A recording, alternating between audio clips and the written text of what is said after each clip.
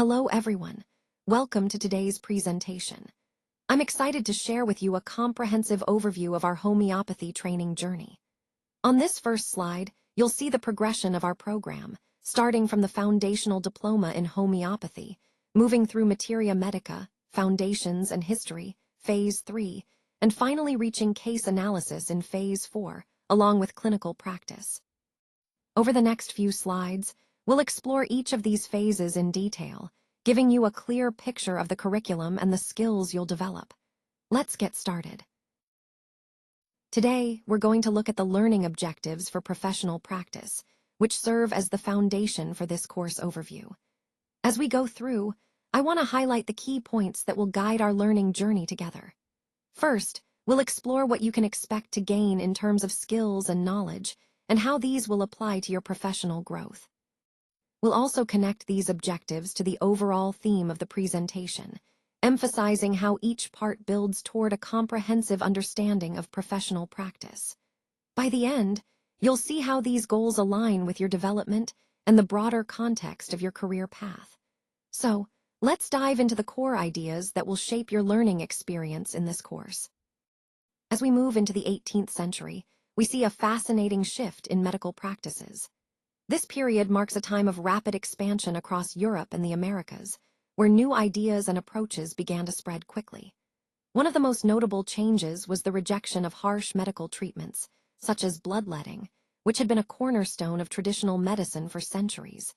Instead, there was a growing interest in developing a new philosophy of healing, more gentle, more personalized. This shift wasn't happening in isolation. It was rooted in the groundbreaking experiments of Samuel Hahnemann. His work laid the foundations for what would become homeopathy, emerging as a significant alternative to conventional medicine.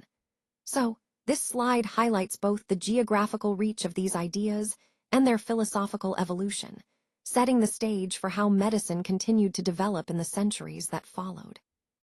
Let's take a closer look at the birth of the law of similars principle. It all started with a fascinating foundation. Researchers observed that bark from certain plants could produce malaria symptoms in a healthy person. This was a crucial insight, as it suggested a connection between the substance and the disease it could potentially treat. The core idea here is like cures like, that a substance causing specific symptoms in a healthy person might be used to treat similar symptoms in someone ill. Hahnemann, the pioneer of this approach, took this concept further by testing cinchona bark on himself. In 1790, he conducted an experiment to understand its effects firsthand. This was a groundbreaking moment because it marked the beginning of systematic experimentation in homeopathy. The discovery with cinchona bark was pivotal. It led to the development of remedies based on the principle that substances producing symptoms in healthy individuals could be used therapeutically to treat similar symptoms in patients. This slide highlights how the law of similars was not just a theoretical idea, but was born out of careful observation and personal testing. It laid the foundation for understanding how certain natural substances could be used to stimulate the body's healing response, shaping the entire philosophy of homeopathy. Let's take a moment to look at how healthcare institutions have evolved over time. Starting in the 19th century, clinics were often small, local establishments focused on basic care and immediate needs. These early clinics laid the groundwork for more organized medical services. As we moved into the 20th century, we saw the emergence of larger, more specialized hospitals and institutions. This period marked a shift towards centralized, often government-supported healthcare systems, which aimed to provide more comprehensive care. Over time, these institutions didn't just stay local, they began to expand globally. Today, we have international health organizations and global networks working together to improve health outcomes worldwide. This evolution from simple clinics to complex global institutions is a key part of understanding how healthcare has grown and adapted to meet the needs of different populations. It reflects not just technological advances, but also a broader commitment to health as a universal human right. Let's explore the energy-based healing mechanisms. These are dynamic and adaptable, meaning they can be tailored to each individual's needs. Each person is unique, So the remedies used are also unique, designed specifically to suit the patient. The focus is on stimulating the body's innate life force, which is the natural energy that keeps us healthy and balanced. This approach is rooted in the principle of vitalism, the idea that a vital force flows through us and is essential for healing. Importantly, this perspective emphasizes treating the whole person, not just isolated symptoms. This holistic view recognizes that our physical, emotional, and spiritual aspects are interconnected, and healing involves addressing the person as a complete entity.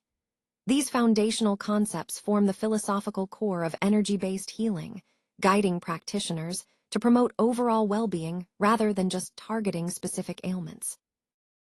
Matching the remedy to the patient's whole state is really about understanding the full picture of their health.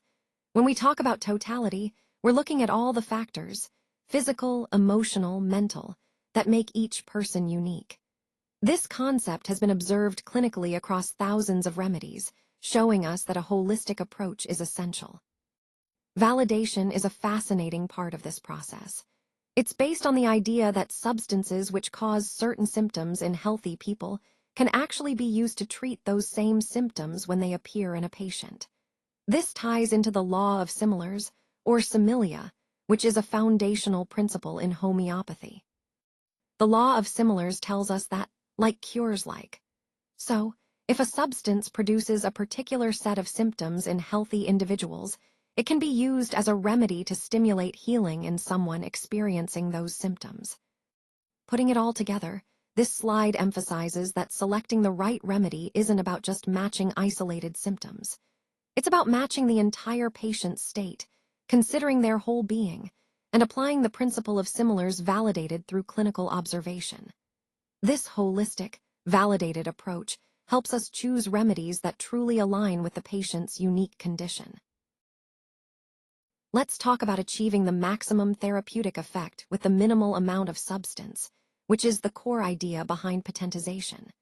This process involves carefully increasing the potency of a remedy so that even a tiny dose can produce a significant healing response. It might sound counterintuitive at first, but it's based on the principle that the more we dilute and energize a substance, the more potent it can become therapeutically. This brings us to the law of minimum dose. Essentially, this law states that the smallest effective dose is often the most beneficial, reducing potential side effects and making treatment more efficient. It's a fundamental concept in homeopathy and similar approaches, where the goal is to stimulate the body's vital force with as little substance as necessary. So, in the context of our overall theme, this law emphasizes that less can be more, using the least amount of a remedy to trigger a profound healing response. It's about precision and understanding that potency isn't just about strength, but about the right amount to activate the body's own healing mechanisms effectively. This slide highlights what is often considered the gold standard of Hahnemannian practice, which is what we call the classical approach. When we talk about classical homeopathy, one of the main advantages is that it's easier to monitor the patient's progress over time. Because the treatment is more targeted, we can observe how the patient responds and adjust as needed. Tracking the patient's response carefully helps ensure that the remedy is working effectively, without unnecessary interference. This brings us to the point of purity. Using a single remedy allows us to see the true effect of that one substance. It's about clarity, clear results, clear understanding of what's happening. And that leads us to the law of single remedy, which is fundamental in classical practice. It emphasizes that we should choose only one remedy at a time, based on the totality of symptoms, to avoid mixing effects and confusion. All these points connect back to the core idea of classical Hahnemannian practice, a focused, clear, and monitored approach that respects the individuality of each patient and the purity of the remedy. Today, I want to emphasize that disease, at its core, is essentially a disturbance in the vital force. This vital force is what keeps us healthy and balanced. When this energy is disrupted, illness can take hold. Homeopathy's primary goal is to restore this delicate balance, allowing our innate self-healing abilities to do their work. Think of the vital force as the life energy that animates us. It's dynamic, constantly flowing and adapting to our environment and internal state. When this flow is smooth and unobstructed, we remain healthy. But when it becomes imbalanced or blocked, that's when disease can manifest. So the key idea here is that by focusing on this vital force, this life energy, we're addressing the root cause of illness, not just its symptoms. Restoring the vital force means re-establishing harmony within the body, enabling self-healing to occur naturally. This concept ties deeply into the overall philosophy of homeopathy, treating the whole person by supporting their inherent ability to heal. Let's take a look at how homeopathy is evolving around the world. In the Americas, we see it growing as a complementary therapy, increasingly being used alongside conventional medicine to support overall health. Moving over to Europe, particularly in countries like Germany and France, homeopathy is quite widely used and well established within their healthcare systems. And when we look at India, homeopathy has been fully integrated into the national healthcare framework, playing a significant role in providing accessible care. These examples highlight how homeopathy is not just a niche practice, but a truly integrated part of healthcare in different regions. It demonstrates the global practice patterns, showing us that homeopathy is gaining recognition and acceptance worldwide. This global perspective helps reinforce the overall theme of how complementary and alternative therapies are becoming more mainstream in modern healthcare systems. Now, let's turn our attention to understanding when it's appropriate to treat a patient ourselves and when it's better to refer them to a specialist. This slide focuses on the scope and limitations of our practice. It's really important to recognize the boundaries of our expertise to ensure patient safety. First, knowing the key points here helps us avoid overstepping our professional limits, which can lead to complications or delayed care. We should always be confident in our assessment and treatment capabilities, but also vigilant enough to identify situations that require a referral. The most important concept is to develop a good judgment, knowing when a condition is within our scope to manage and when it's beyond our limits. This connects directly to the overall theme of providing safe, effective care. Remember, referring isn't a sign of failure. It's a responsible decision that prioritizes the patient's well-being. By understanding these boundaries, we ensure we're providing the best possible care within our scope and connecting patients with the right specialists when needed. Let's take a closer look at some essential resources we've incorporated into our practice. First, the clinical repository serves as a comprehensive collection of case studies and clinical experiences, helping us understand how remedies work in real-world scenarios. Next, the symptom pictures are invaluable. They give us visual and descriptive references to match symptoms accurately, which is crucial for precise remedy selection. The reference dictionary acts as our quick guide, providing clear definitions and explanations of key terms we encounter daily. Moving on, the introduction to Materia Medica lays the foundation for understanding the remedies themselves, covering their properties, uses, and how they interact within the body. Together, these tools form a solid framework that supports our clinical decision-making and deepens our understanding of remedies. They connect seamlessly to the overall theme of mastering Materia Medica, ensuring we're equipped with both theoretical knowledge and practical insights for effective practice. Now, let's take a closer look at the classification of remedies. First, we have nosodes, which are derived from disease products. These remedies are prepared from the substances involved in specific illnesses, helping to stimulate the body's natural response. Moving on, we see animal remedies, which typically address emotional and reproductive symptoms. These are often used when emotional states or reproductive issues are prominent in the patient's condition. Next, mineral remedies are focused on deep-seated chronic conditions. They tend to target long-standing issues rooted in the body's mineral imbalances or deficiencies. Finally, plant remedies are primarily used for acute issues and nervous system problems. They often provide quick relief for sudden ailments and nervous disturbances. Understanding these classifications helps us select the most appropriate remedy based on the patient's specific symptoms and overall health. It ties into the broader theme of individualized treatment and holistic healing. let's take a closer look at some common symptoms that might be addressed with arsenicum album. We often see anxiety, restlessness, and burning pains in our patients. These symptoms can be quite distressing and tend to occur together, creating a sense of discomfort and agitation. When someone feels anxious and restless, they might also experience a burning sensation, which can be quite specific. Arsenicum album is known for helping with these kinds of symptoms, especially when there's an element of anxiety combined with physical discomfort. It's important to recognize these signs because they often point us toward this remedy. In the context of our overall theme, understanding how to match symptoms with the correct remedy like arsenicum album helps us provide more targeted and effective care. Remember, these symptoms are not isolated. They often reflect underlying emotional and physical states that this remedy can address.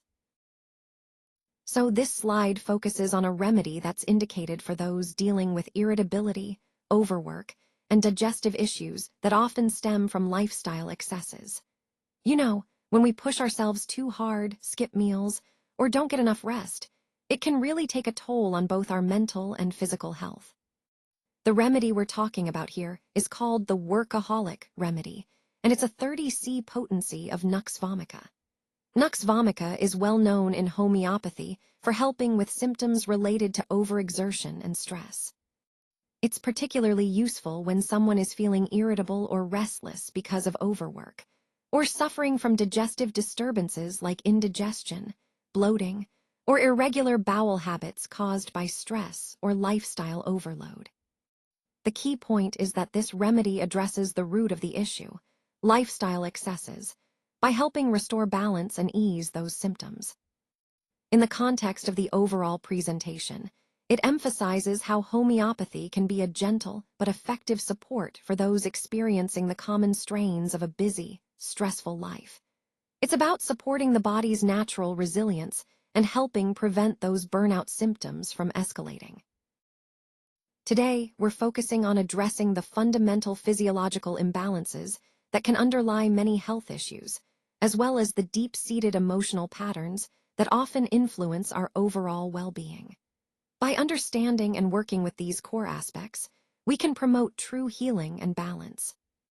This is where the concept of constitutional action comes in. It's about taking a holistic approach that targets the root causes rather than just symptoms. We look at the individual as a whole, considering both physical and emotional dimensions to support their unique constitution. Deep, restorative work is essential here. It involves tapping into those underlying layers that influence our health on a fundamental level. Mineral remedies and animal remedies play a crucial role in this process. They are used to restore vital mineral balances and to address emotional patterns stored within the body. These remedies are chosen carefully to resonate with the individual's specific needs, helping to rebalance and harmonize their overall system. Connecting this to the larger theme of our presentation, it's about recognizing that healing isn't just superficial. It's about addressing the core, foundational aspects of health, both physical and emotional, for lasting wellness. So, how do we approach treating inherited constitutional weaknesses? One of the key concepts here is the use of nosodes and miasms. Nosodes are homeopathic remedies prepared from disease products or tissues, and they play a crucial role in addressing the underlying susceptibility rather than just the symptoms. Miasms, on the other hand, are considered the root causes of many chronic conditions. They represent the innate, inherited tendencies passed down through generations. By understanding and working with miasms, we aim to correct these deeper constitutional weaknesses. This approach aligns with our overall goal of treating the person holistically, not just managing isolated symptoms. Using nosodes helps to stimulate the body's vital force, encouraging it to rebalance itself and overcome inherited vulnerabilities. In a nutshell, this method targets the foundational imbalances rooted in our inherited constitutional makeup, allowing for a more profound and lasting healing process. Now, let's look at how we match the patient to the right remedy.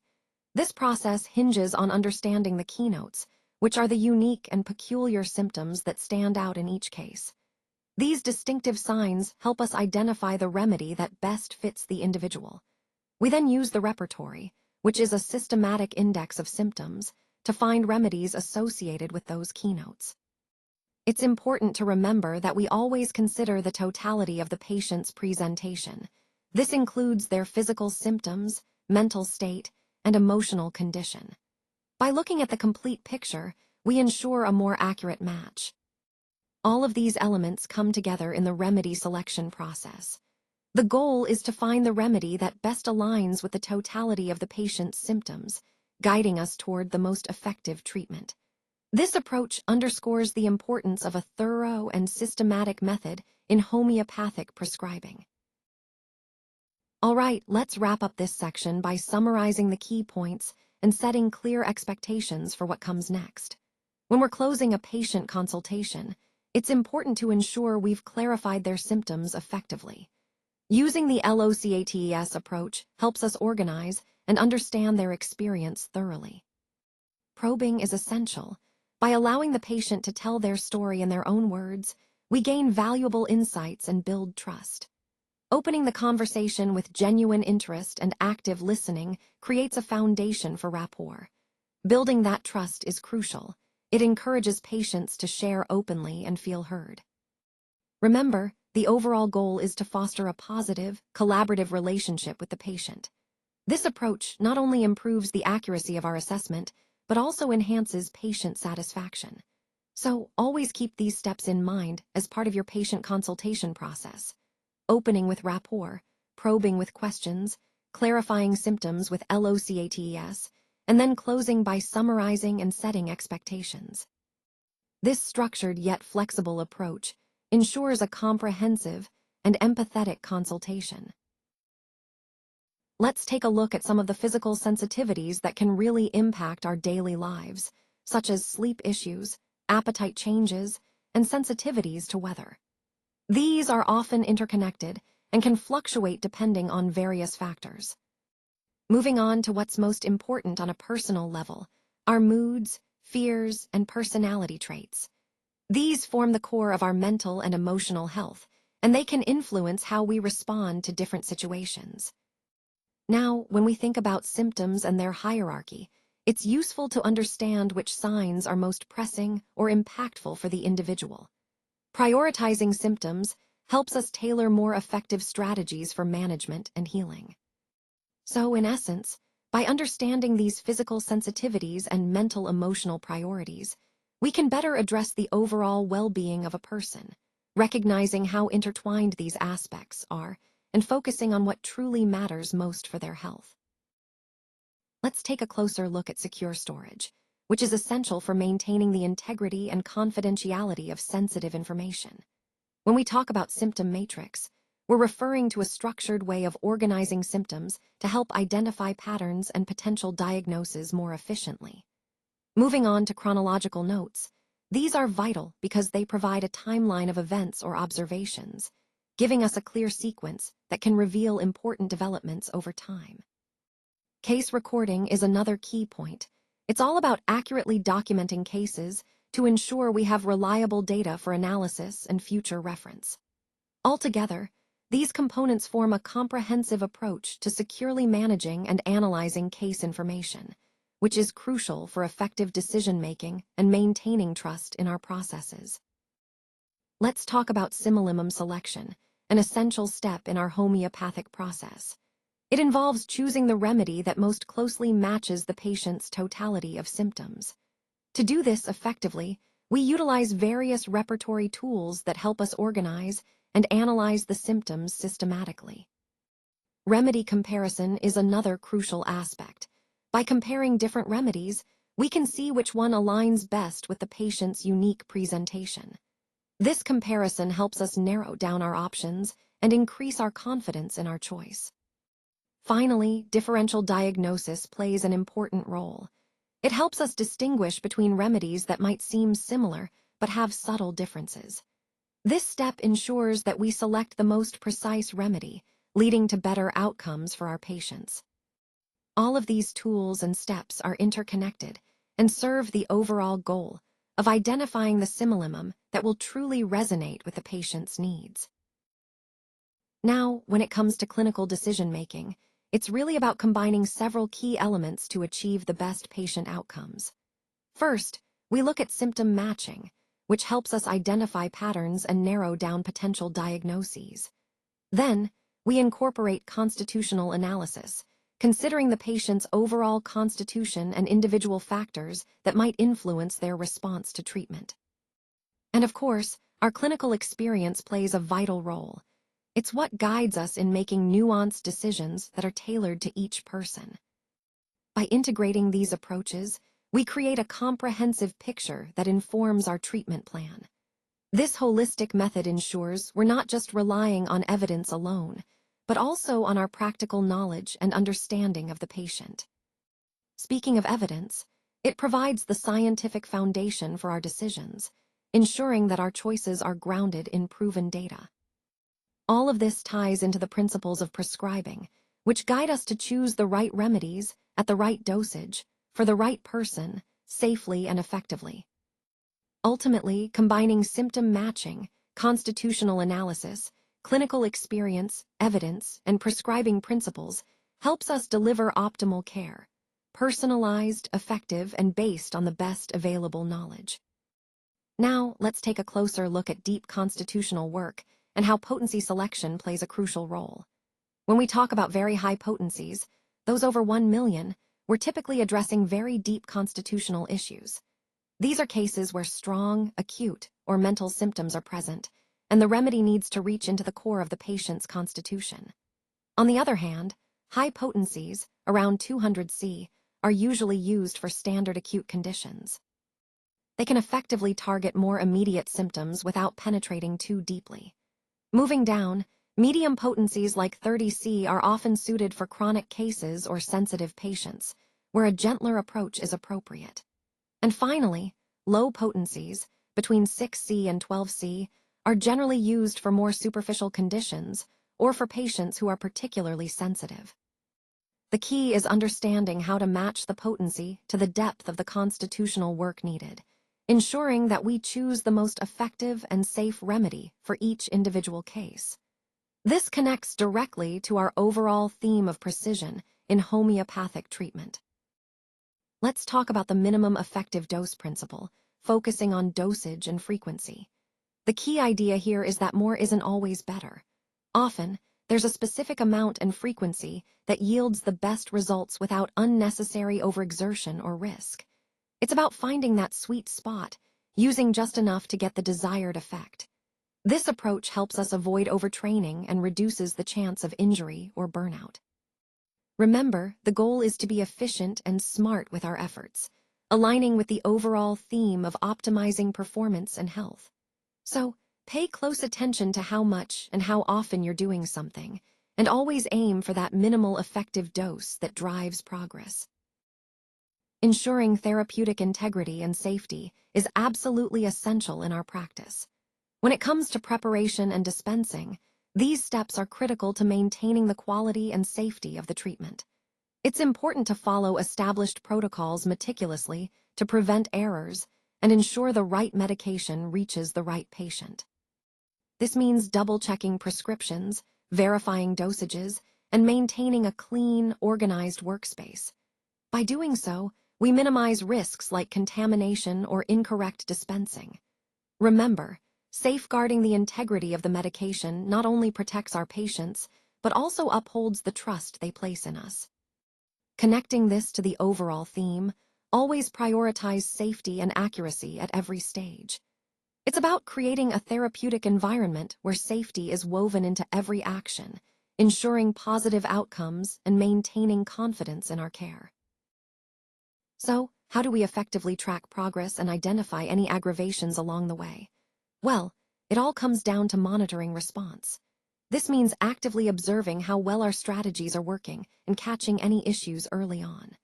By keeping a close eye on key indicators and feedback, we can see what's moving in the right direction and where things might be slipping. The goal is to stay proactive rather than reactive, ensuring we can make adjustments before small problems become bigger ones. Monitoring response is really the cornerstone of continuous improvement. helping us stay aligned with our objectives and maintain momentum throughout the process. Now, let's talk about rapid response for colds, flu, and allergies. When it comes to acute management, the goal is to act quickly and effectively to alleviate symptoms and prevent complications. These conditions often have overlapping symptoms, so timely intervention is key. For colds and flu, supportive care like rest, hydration, and over-the-counter medications can make a big difference. Allergies, on the other hand, may require antihistamines or other allergy-specific treatments. The most important concept here is recognizing the onset of symptoms early and providing appropriate treatment promptly. This approach helps reduce discomfort and supports faster recovery, which ties into our overall theme of efficient and effective patient care. Let's take a closer look at some common remedies for digestive disorders. First, bryonia is often used when constipation is accompanied by dryness. You know, that feeling of hard, dry stools and a sensation of complete dryness in the digestive tract. It's like the body's way of telling us there's a need to restore moisture and balance. Next, pulsatilla tends to be associated with changeable symptoms. If someone experiences irregular digestion, with symptoms that shift frequently, pulsatilla can be quite helpful. It highlights how individual symptoms can vary day to day, and tailoring treatment to these fluctuations is key. Then we have lycopodium, which is particularly effective for bloating and gas. You might notice a distended abdomen or a feeling of fullness, especially after eating certain foods. Recognizing these patterns helps us select the right remedy to alleviate discomfort. And finally, nux vomica comes into play when there's heartburn or overindulgence. Think of those times after a rich meal or a night of excess, where reflux and indigestion become prominent. Nux vomica addresses these issues by supporting the digestive system's recovery. Overall, understanding these remedies and their specific indications allows us to approach digestive disorders more holistically, emphasizing personalized care based on individual symptom patterns. Let's take a closer look at managing respiratory issues. When it comes to coughs, the key is matching the sound and timing. This means understanding whether a cough is dry or productive and responding with remedies that align with its specific nature. Moving on to bronchitis, here we focus on symptom-specific remedies, targeted treatments that address the particular signs and discomforts associated with bronchitis. For asthma, the approach shifts slightly. We look at providing constitutional support, which means strengthening the overall respiratory system and immune response to help prevent or reduce episodes. Overall, whether dealing with chronic or acute issues, it's about understanding the unique characteristics of each condition and tailoring our approach accordingly. Managing the respiratory system effectively involves a combination of recognizing symptoms, applying appropriate remedies, and supporting the body's natural defenses.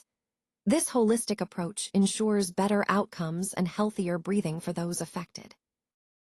Let's talk about suppression first. It's about avoiding topical blocks that can sometimes worsen skin conditions. Instead of just covering up the symptoms, we need to look deeper. When it comes to psoriasis, a miasmatic analysis can be very helpful. This means examining underlying energetic or constitutional factors that contribute to the condition.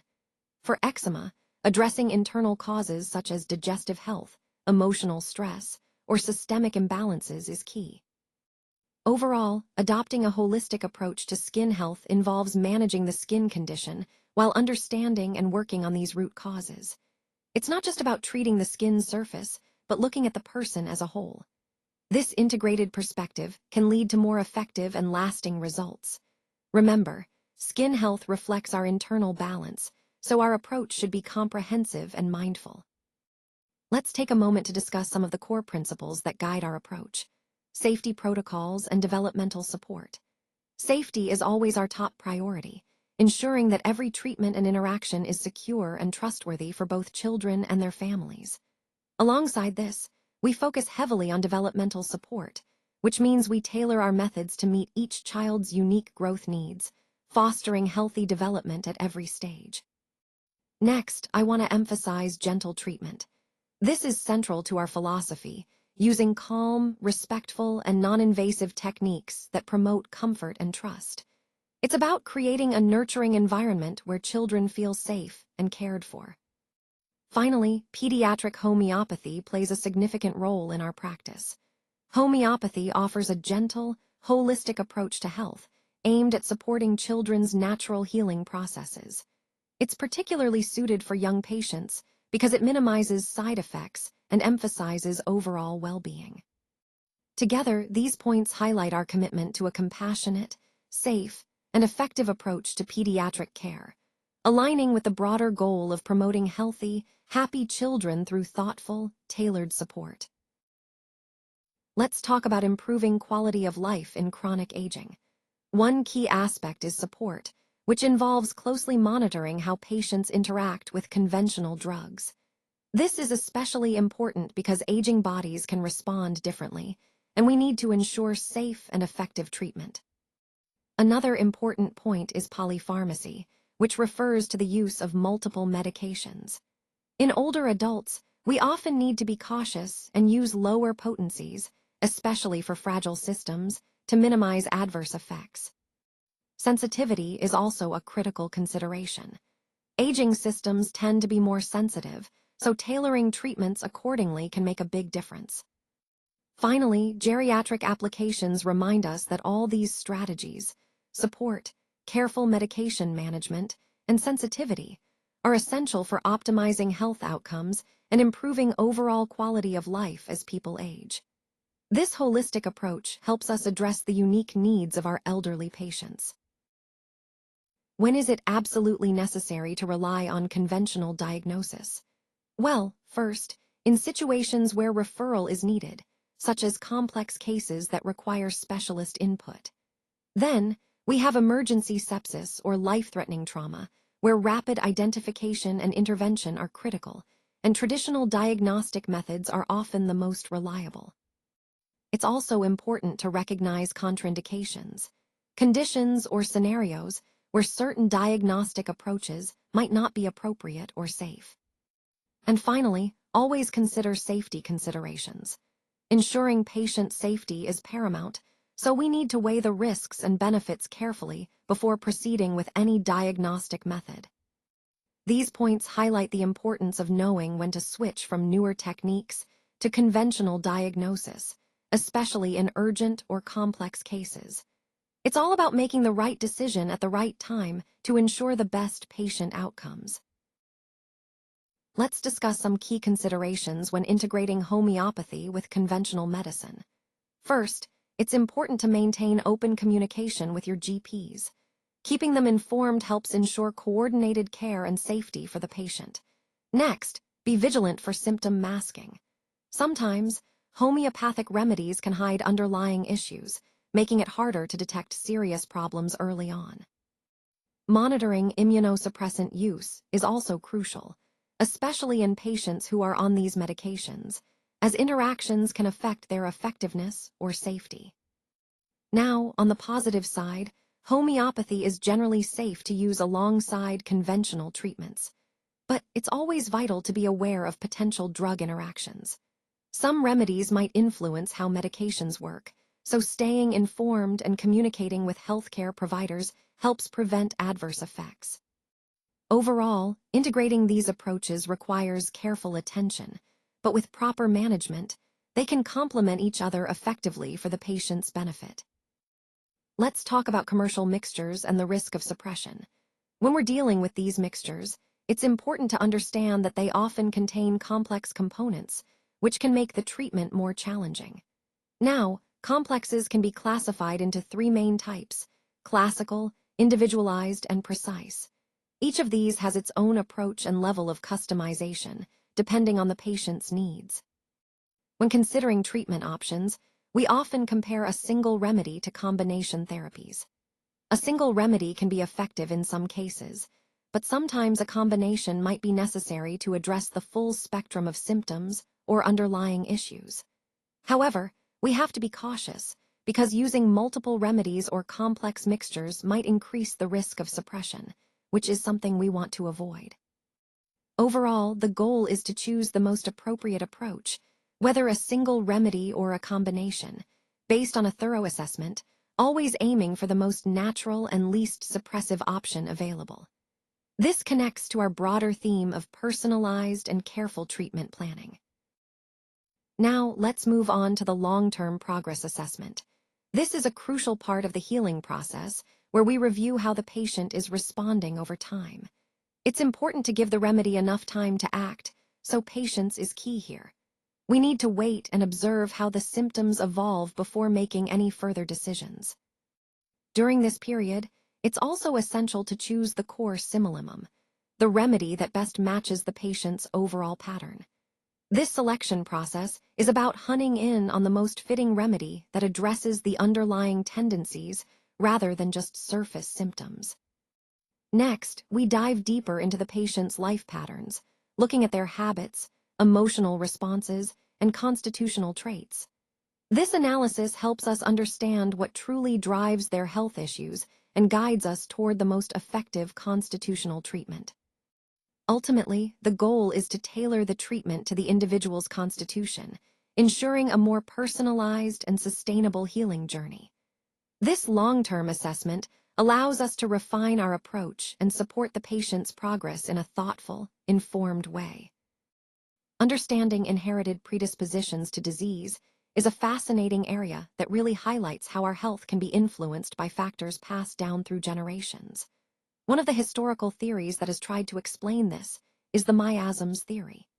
This theory suggests that certain environments or unseen miasms, essentially harmful invisible influences, could be responsible for a variety of illnesses.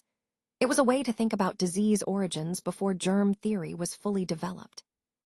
The key idea here is that these miasms could be inherited or acquired, and they create a predisposition to disease. So, even if a person appears healthy, they might carry these miasms, making them more susceptible to certain illnesses later on.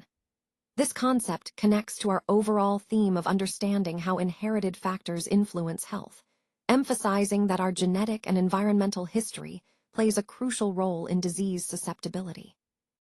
While modern science has moved beyond the miasms theory, it still reminds us of the importance of considering both inherited and environmental influences when looking at disease predispositions. It's a foundational idea that helped pave the way for more advanced understanding of health and inheritance. Now, let's take a closer look at the specific remedies associated with each miasm. Starting with nosodes, these are typically used to address issues related to destruction and structural decay within the body. They help target deep-seated disturbances and support the body's healing process at a fundamental level. Moving on to syphilis, this miasm is often linked to overgrowth and issues with coordination. When imbalances occur here, they can manifest as structural or neurological problems, so the remedies aim to restore proper growth patterns and improve coordination.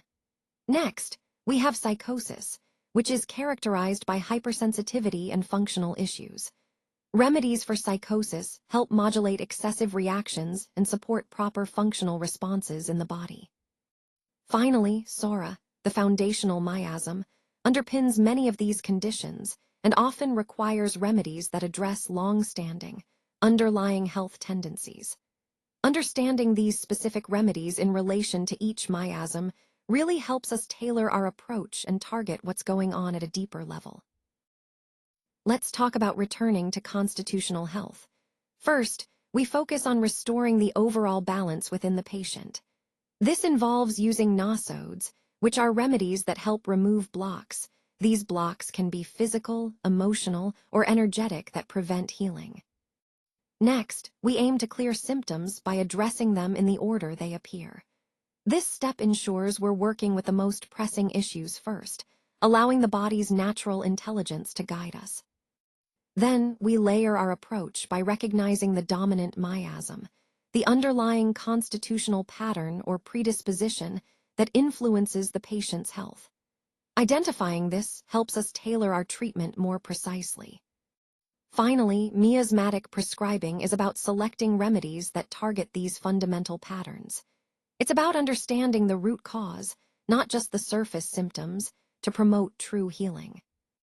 All these steps connect to the bigger picture, restoring the patient's constitutional health by working systematically and insightfully through their unique health landscape. Now, let's explore the concept of combining homeopathy with nutrition and lifestyle for a truly holistic approach. When we talk about holistic integration, we're really emphasizing the importance of addressing the whole person, mind, body, and spirit.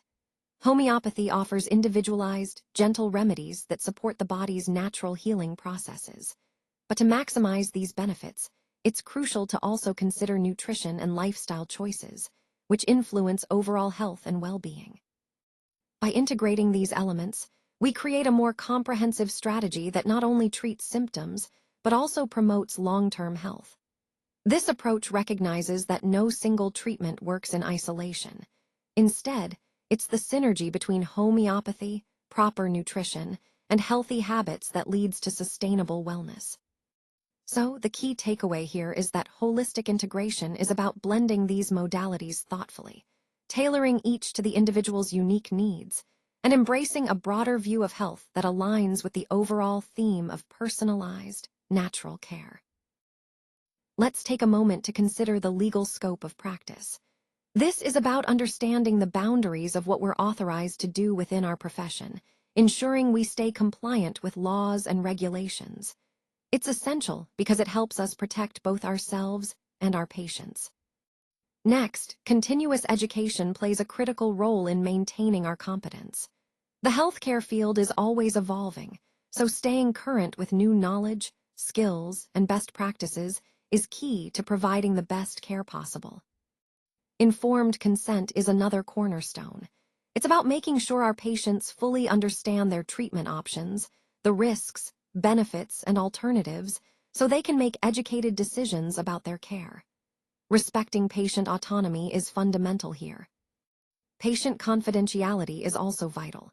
We must safeguard all patient information, sharing it only with those authorized and ensuring privacy is maintained at all times. Trust is built on this foundation of confidentiality. Maintaining the highest standards of care ties everything together. It's about striving for excellence in every interaction, every procedure, always aiming to provide safe, effective, and compassionate care. Finally, professional ethics guide us in our daily practice. Upholding integrity, honesty, and respect helps us navigate complex situations and reinforces our commitment to our patients and the profession. All of these points connect back to our overall theme, providing ethical, safe, and competent care within our legal and professional boundaries. Now, let's explore some real-world applications of homeopathic principles through diverse patient cases. Here, we see how these principles are applied in actual clinical settings. These case studies highlight the importance of individualized treatment, where we consider each patient's unique symptom picture and overall constitution.